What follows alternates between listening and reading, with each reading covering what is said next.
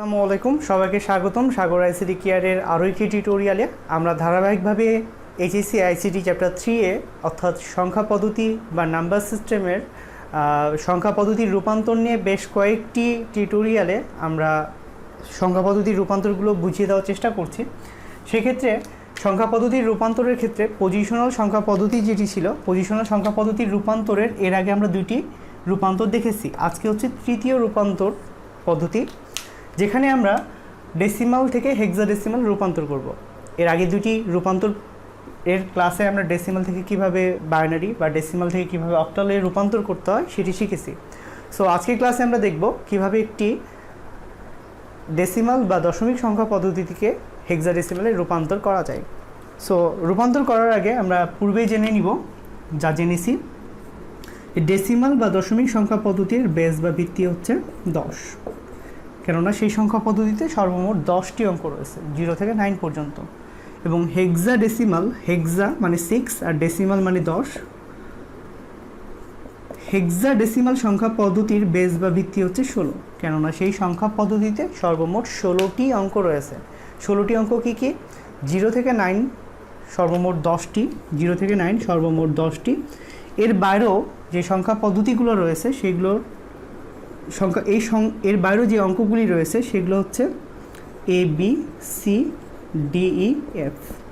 কেননা আমরা 10 বা 11 যদি লিখতে যেতাম সংখ্যা পদ্ধতির ক্ষেত্রে, তাহলে 10 লিখলে কিন্তু 1 এবং 0 অঙ্কটি রিপিট হয়ে যেত, স্বতন্ত্র অঙ্ক লাগবে।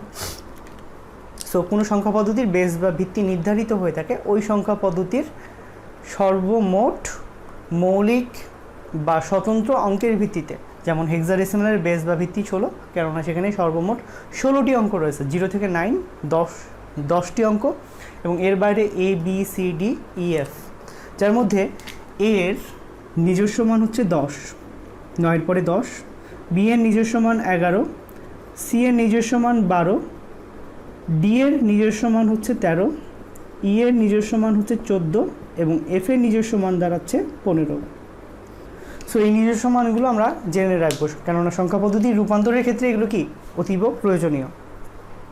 সো এখন আমরা যেটি করব, একটি রূপান্তর করব। রূপান্তর করার ক্ষেত্রে 23 একটি ডেসিমাল সংখ্যাকে, পূর্বের মতন 23 একটি ডেসিমাল সংখ্যাকে হেক্সাডেসিমালে রূপান্তর করব। যেহেতু 16 দেওয়া হয়েছে, তাহলে অবশ্যই আমাদের বুঝে নিতে হবে এটি হেক্সাডেসিমালে রূপান্তর করতে হয়েছে, কেননা বেস বা ভিত্তি দ্বারাই রূপান্তর করার প্রয়োজন হয়ে থাকে। অনেক সময় উল্লেখ করে দেওয়া থাকে নাম ধরে, বাট অনেক সময় বেস বা ভিত্তি দিয়ে দেওয়া থাকে। সো একটি ডেসিমাল সংখ্যাকে অন্য যে কোনো সংখ্যা পদ্ধতিতে রূপান্তরের ক্ষেত্রে পদ্ধতিটি হচ্ছে পূর্ণাংশকে ভাগ করতে হবে এবং ভগ্নাংশকে গুণ করতে হবে। কার দ্বারা ভাগ বা গুণ করতে হবে? সেই সংখ্যা পদ্ধতির বেস বা ভিত্তি দ্বারা। এই সংখ্যা পদ্ধতিটির বেস বা ভিত্তি হচ্ছে 16। তাহলে 23কে আমাদেরকে ভাগ করতে হবে। কত দ্বারা ভাগ করতে হবে? 16 দ্বারা ভাগ করতে হবে, 16 দ্বারা ভাগ করতে হবে। তো 23কে আমরা যদি 16 দ্বারা ভাগ করতে চাই, আমাদের ভাগ পদ্ধতি একটু বিকল্প ধারার পদ্ধতি, সেটা আমরা আগেই দেখেছি। 23কে আমরা 16 দ্বারা ভাগ করতে চাইলে ভাগফল দাঁড়াচ্ছে 1 এবং ভাগশেষ দাঁড়াচ্ছে 7, ঠিক আছে? সো 16 দ্বারা 23কে ভাগ করলে ভাগফল দাঁড়াবে 1, 1 মিনিট, ভাগফল দাঁড়াবে 1 এবং ভাগশেষ দাঁড়ায় 7। ওকে, ভাগশেষ দাঁড়ায় 7। এখন খেয়াল করে দেখো, আমাকে আবারও ভাগ করতে হবে, যেহেতু ভাগফল 0 হয়নি সেহেতু আমি আবারও ভাগ করব। সো আবারও ভাগফল 0 না হওয়া পর্যন্ত যেহেতু ভাগ করতে হবে, আবারও কত দ্বারা ভাগ করব? 16 দ্বারাই ভাগ করব। 16 দ্বারা 1কে ভাগ করলে ভাগফল দাঁড়ায় 0, কেননা বড় সংখ্যা দ্বারা ছোট সংখ্যা ভাগ করলে ভাগফল 0, এবং ভাগশেষ দ্বারায় যাকে আমি ভাগ করেছি, কাকে ভাগ করেছি? 1কে ভাগ করেছি, সেটি হচ্ছে কি কাঙ্ক্ষিত ভাগশেষ। সো অ্যান্সার দাঁড়াবে নিচ থেকে ওপরে, সে অ্যান্সারটি হবে 17। এটা MSD, এটাকে বলা হয় MSD, মোস্ট সিগনিফিক্যান্ট ডিজিট, আর এটাকে বলা হয় LSD। বিট বলা হয় না, কেননা বিট শুধুমাত্র বাইনারির ক্ষেত্রেই প্রযোজ্য। ওকে, MSD এবং LSD। সো খুবই সিম্পলি অ্যান্সারটা বের করা যায়। এখন আমরা দেখব যদি সংখ্যাটি শুধু পূর্ণাংশ না থেকে ভগ্নাংশও যদি থাকে তাহলে কিভাবে সেটিকে রূপান্তর করতে হবে। কিভাবে সেটিকে রূপান্তর করতে হবে। সেক্ষেত্রে আমি একটি উদাহরণ ধরে নিতে পারি যে 16 একটু 64। ওকে, এখন আমরা একটি উদাহরণ ধরে নিব 77.60 একটি ডেসিমাল সংখ্যাকে আমরা হেক্সাডেসিমালে রূপান্তর করতে চাই। তো পূর্ণাংশকে আমরা রূপান্তর করার পদ্ধতিটি আমরা পূর্বেই রপ্ত করেছি, জাস্ট 16 দ্বারা ভাগ করতে হবে। তো 16 দ্বারা ভাগ করলে ভাগফল দাঁড়ায় 4, কেননা 4 16 64, সর্বোচ্চ 4 পর্যন্ত যায় ভাগফল, এবং ভাগশেষ দাঁড়াবে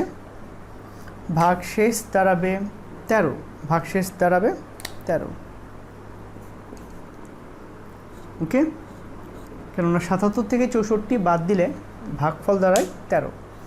যেহেতু ভাগফল এখনও 0 হয়নি, 4 হয়ে আছে, তাহলে কি আমি আবারও ভাগ করব। কত দ্বারা ভাগ করব? 16 দ্বারাই ভাগ করব। বড় সংখ্যা দ্বারা ছোট সংখ্যা ভাগ করলে ভাগফল 0 হয়, আর ভাগশেষ হচ্ছে সেই সংখ্যাটি হয় যাকে আমরা ভাগ করছিলাম। কাকে ভাগ করছিলাম? 4কে। 4ই ভাগশেষ দাঁড়ায়। তো তোমরা হয়তো বা নিচ থেকে ওপরে অ্যান্সারটি লিখতে হবে বিধায় অনেকে অ্যান্সারটি লিখতে পারো, অনেকে অ্যান্সারটি এভাবে লিখতে পারো যে 413 বা 413, হ্যাঁ, এটা লিখতে পারো। তবে যারা এটি লিখবে তাদের উত্তরটি সম্পূর্ণ ভুল হবে, কেননা এখানে 13 বলতে আসলে 13 বোঝানো হয়নি। 13 হচ্ছে একটি নিজস্ব মান। 13 এর মান বলতে আমরা ডিকে বুঝে থাকি। 13 বলতে আমরা কাকে বুঝে থাকি? ডি।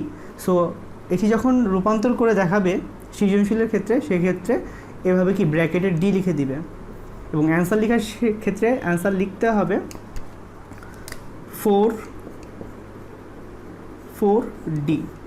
হ্যাঁ, সো 10 11 ভাগশেষে 10 11 12 13 14 বা 15 যদি থেকে থাকে, তাহলে কিন্তু কি আমরা ABCDEF লিখব। তবে এই 10 থেকে 15-র বাইরে, অর্থাৎ 0 থেকে 15-র বাইরে অন্য কিছু হওয়ার কোনো সম্ভাবনা নাই। এবং 10 11 12 13 14 15-র ক্ষেত্রে তার কি নিজস্ব মানের প্রেক্ষিতে সেই অঙ্কটি বসিয়ে দিব, ABCDEF সেটি বসিয়ে দিব। হ্যাঁ, সো এই বিষয়টা আমরা কি খুব সতর্কতার সাথে পালন করব। সো অ্যান্সার পূর্ণাংশের মান বের হয়ে গেছে ভাগ করে। এর ক্ষেত্রে কোনো শর্টকাট নাই ক্যালকুলেটর পদ্ধতি ছাড়া, যেটা আমি অলরেডি দেখিয়েছি একটি টিউটোরিয়ালের মাধ্যমে। এখন আমরা ভগ্নাংশটুকু যেটা রয়েছে 0.60, সেটাকে আমরা কি 16 দ্বারা গুণ করব। গুণ করলে আমরা দুটি অংশ পাই, পূর্ণাংশ এবং ভগ্নাংশ। পাই। ওকে, সো 0.60 বা 0.6কে 16 দ্বারা গুণ করলে গুণফল পাই আমরা হচ্ছে 96। 9.6, 0.60কে 16 দ্বারা গুণ করলে হয় 9.6, গুণফল দ্বারায় 9.6। সো 9.6-এর মধ্যে 9কে আমরা পূর্ণাংশের ঘরে লিখলাম এবং ভগ্নাংশ 0.6কে ভগ্নাংশের ঘরে লিখলাম। আবারও 0.6 আসলো, আবারও 0.6কে 16 দ্বারা গুণ করলে আবারও 9.6, আবারও 0.6কে 16 দ্বারা গুণ করলে একই ফলাফল বের হবে 9.6। মানে প্রসেসটা এভাবেই চলতে থাকবে। তো 3বার বা 2বার করার পর আর করার প্রয়োজন নাই হেক্সাডেসিমালের করার ক্ষেত্রে, তো তোমরা 2বারও করতে পারো। সো অ্যান্সারটি হবে পূর্ণাংশের ক্ষেত্রে নিচ থেকে ওপর থেকে নিচে নিতে হবে, তবে সব দিকে এক। ফলাফলটি দাঁড়াবে 0.999, এবং যেহেতু প্রসেসটি শেষ হয়নি সেহেতু কি আমরা ডট দিয়ে দিব। ওকে, আমরা অবশ্যই ডট দিয়ে দিব। তবে এটি 0.60 না হয়ে যদি 75 হতো, 0.75, তাহলে কিন্তু ফলাফলটি একটু ভিন্ন হতে পারত। কেমন ভিন্ন হতে পারত? যদি 75 থাকতো, তাহলে 0.75কে আমরা 16 দ্বারা গুণ করতাম। 0.75কে 16 দ্বারা কী করতাম? আমরা গুণ করতাম। তো 0.75কে 16 দ্বারা গুণ করলে গুণফলটি তোমরা ক্যালকুলেটর দ্বারা করে দেখবে। গুণফলটি দাঁড়াবে, আমি একটু সময় নিচ্ছি, তোমরা অনেক সময় জানো না হয়তো বা যে সৃজনশীলের ক্ষেত্রে আমরা ক্যালকুলেটর, বোর্ড পরীক্ষার ক্ষেত্রে ক্যালকুলেটর ব্যবহার করতে পারবো, তবে যদি আমরা এটা অ্যাডমিশনের ক্ষেত্রে ব্যবহার করি, অ্যাডমিশনের ক্ষেত্রে ক্যালকুলেটর ব্যবহার করা যাবে না। সেক্ষেত্রে আমাদের কি এটা করে দেখতে হবে। তো 0.75কে 16 দ্বারা গুণ করব। যাদের কাছে ক্যালকুলেটর আছে তারা ক্যালকুলেটর দ্বারা করবা। সো অবশ্যই তোমরা জানাবা যেটার ফলাফল কি হচ্ছে, দিয়ে আমাকে কি বাকি অংশটুকুর অ্যান্সার বসাবা। সো 0.75-এর ক্ষেত্রে যে মানটি বের হবে তা একটি বা দুইবার করার পরেই পূর্ণাংশ মানটি আসবে। সো যেহেতু পূর্ণাংশ মানটি আসবে সেক্ষেত্রে কি ডট ডট দেওয়ার প্রয়োজন নাই। সো আশা করি সংখ্যা পদ্ধতির রূপান্তরে ডেসিমাল থেকে কীভাবে বাইনারি বা অক্টাল বা হেক্সাডেসিমাল করতে হয় সেটি শিখেছো। জাস্ট খুবই সহজ নিয়ম, পূর্ণাংশকে ওই সংখ্যা পদ্ধতির বেস বা ভিত্তি দ্বারা ভাগ, ভগ্নাংশকে গুণ, সেটি 2 হোক, 8 হোক বা 16 হোক বা অন্য কোনোই হোক না কেন। তো তোমাদেরকে আমি একটি হোমওয়ার্ক দিয়ে রাখছি, তোমরা এই হোমওয়ার্কটি করে আমার ফেসবুক গ্রুপে বা আমার ফেসবুক আইডিতে মেসেজ করবা, যেখানে আমি ফেসবুক গ্রুপ বা ফেসবুক আইডির লিঙ্ক আমি ডেসক্রিপশন বক্সে দিয়ে দিব। তোমরা আমাকে একটি রূপান্তর করে দেখাবা, যেহেতু এই রূপান্তরগুলো তোমরা শিখেছো। 77.80 বা 83 এই অংশটুকুকে বেস 10 এটাকে রূপান্তর করে দেখাবা বেস 5, বেস 7 এবং বেস 9 এবং বেস 3 দ্বারা। ওকে, সো এই প্রত্যেকটি এই একই সংখ্যাটাকে তোমরা বেস 3, বেস 5, বেস 7 বা বেস 9 দ্বারা রূপান্তর করে দেখাবা। সো আশা করি সবাই পারবে। প্রসেসটা খুবই সিম্পল, পূর্ণাংশকে সেই সংখ্যা পদ্ধতির বেস বা ভিত্তি দ্বারা ভাগ এবং ভগ্নাংশকে সেই সংখ্যা পদ্ধতির বেস বা ভিত্তি দ্বারা গুণ। সো আশা করি সবাই বুঝতে পেরেছো। অবশ্যই যদি ক্লাসগুলো ভালো লেগে থাকে লাইক দিবা, কমেন্টে জানাবা এবং শেয়ার করে বাকিদেরকেও ক্লাসটি করার সুযোগ করে দিবে। এবং সবাই ভালো থাকবে, সুস্থ থাকবা এবং বেল আইকনটিতে ক্লিক করে রাখবা, যাতে পরবর্তী আপডেট যাওয়ার সাথে সাথেই তোমাদের কাছে সেটি পৌঁছে যায়। এরপরে আমরা যেই টপিকটি নিয়ে আলোচনা করব সেটি হচ্ছে বাকিগুলো সংখ্যা পদ্ধতির রূপান্তর। 12টি রূপান্তরের মধ্যে 3টি শিখেছি, বাকি সংখ্যা পদ্ধতির রূপান্তরগুলো নিয়ে আমরা আরেকটি ক্লাস করব। সো আজকে সবাইকে এখানেই বিদায় জানাচ্ছি। আল্লাহ হাফেজ।